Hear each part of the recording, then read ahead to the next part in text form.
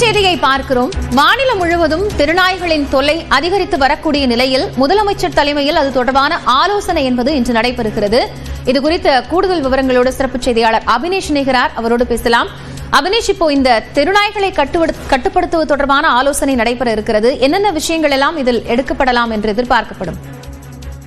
மாநிலம் முழுவதும் தெருநாய்களினுடைய தொல்லை என்பது அதிகரிப்பதாக தொடர்ந்து அரசுக்கு அந்தந்த மாவட்ட மாநகராட்சிக்கு நகராட்சிக்கு தொடர்ந்து புகார்கள் வந்த வண்ணம் இருக்கிறது.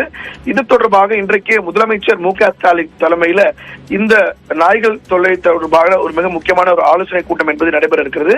குறிப்பாக சென்னை பெருநகர மாநகராட்சி மட்டுமின்றி மாநிலத்தின் பல்வேறு பகுதியிலிருந்து இந்த புகார்கள் தொடர்ச்சியாக வந்த வண்ணம் இருந்த நிலையில இந்த கூட்டம் என்பது நடைபெற இருக்கிறது. ஏற்கனவே திருநாய்களை கட்டுப்படுத்துவதற்கான கொள்கைகள் எல்லாம் தமிழ்நாடு அரசு இருக்கு.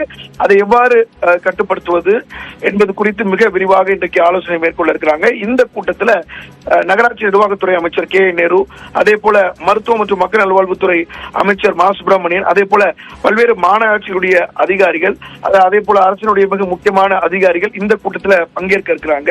குறிப்பா சென்னையில் இருக்கக்கூடிய 200 வார்டுகள்ல இதை எவ்வாறு கட்டுப்படுத்துவது என்பது குறித்தும், அதே போல இன்னும் பிற இடங்களில் எவ்வாறு கட்டுப்படுத்துவது என்பது குறித்தும் இதுல மிக முக்கியமான முடிவெடுக்க இருக்கிறாங்க. இது கோடை காலம் அப்படிங்கிறதுனால அதிக அளவுல குழந்தைகள் பள்ளிகள் விடுமுறையினால வெளியில விளையாடக்கூடிய ஒரு சூழல் இருக்குது. ஆனால் அதிக இடங்கள்ல இந்த திருநாய்கள் பொதுமக்களை சிறுவர்களை அச்சுறுத்தக்கூடிய ஒரு சூழல் இருக்கக்கூடிய நிலையில அவற்றை கட்டுப்படுத்துவது தொடர்பான ஒரு ஆலோசனை கூட்டமாக இது அமைய இருக்கிறது. காயத்ரி, நன்றி அபினேஷ், விவரங்களை வழங்கியமைக்காக.